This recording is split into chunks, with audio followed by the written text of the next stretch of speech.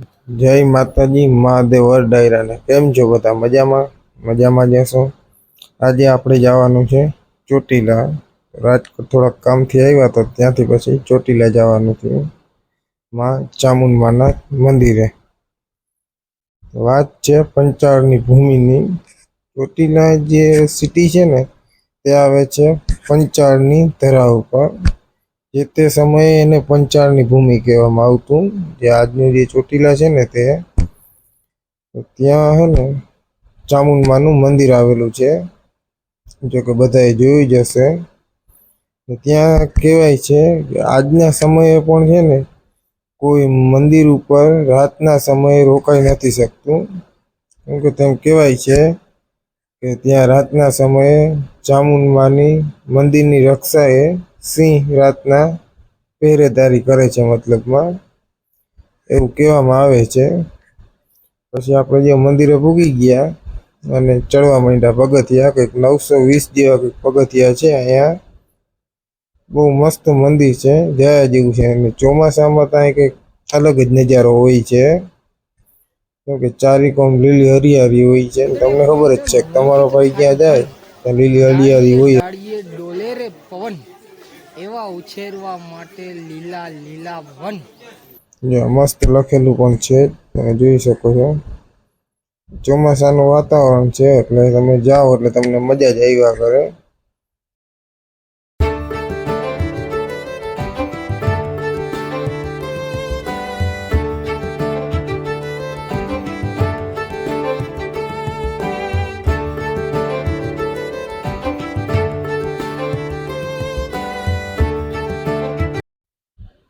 પછી આપણે પૂગી ગયા ફાઇનલી મંદિરની ટોચ ઉપર, ત્યાં ચામુંડમાં બિરાજમાન છે।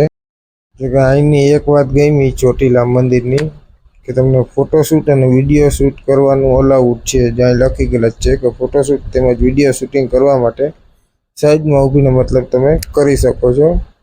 જોકે બીજા ઘણા બધા મંદિરો છે ને ત્યાં જોકે વિડીયો શૂટ કે ફોટોશૂટ કરવા દેતા જ નથી।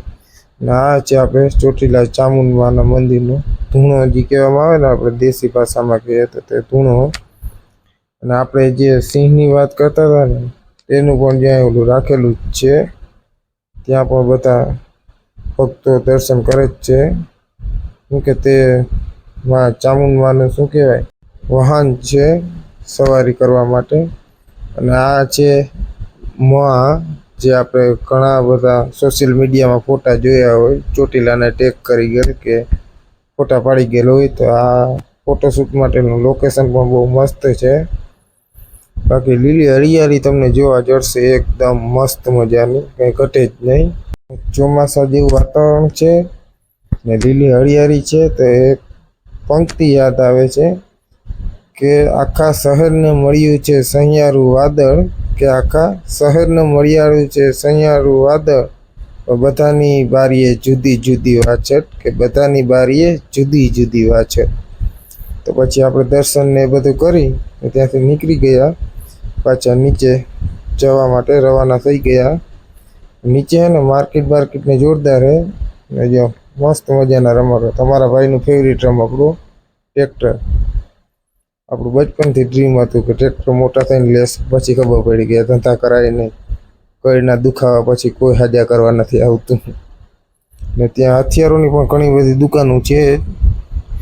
જ્યારે પણ ટાઈમ જડે ને ત્યારે એક ફેરી જયા જેવું છે। દર્શન પણ તમારે થઈ જાય ને તમારે શું કહેવાય વેકેશન જેવું પણ ત્યાં થઈ જાય, તો મજા આવી જાય તમને એમ।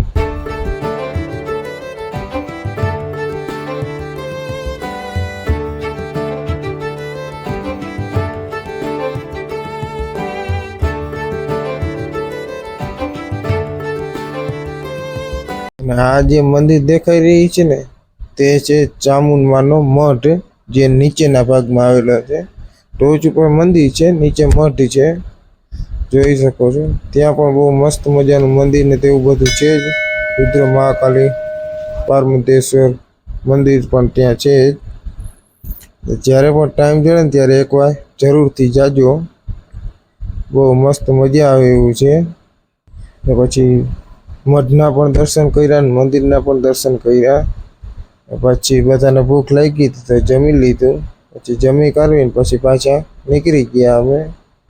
તમારા બધાનો ખૂબ ખૂબ આભાર. એન્ડ જય માતાજી, મહાદેવ હર.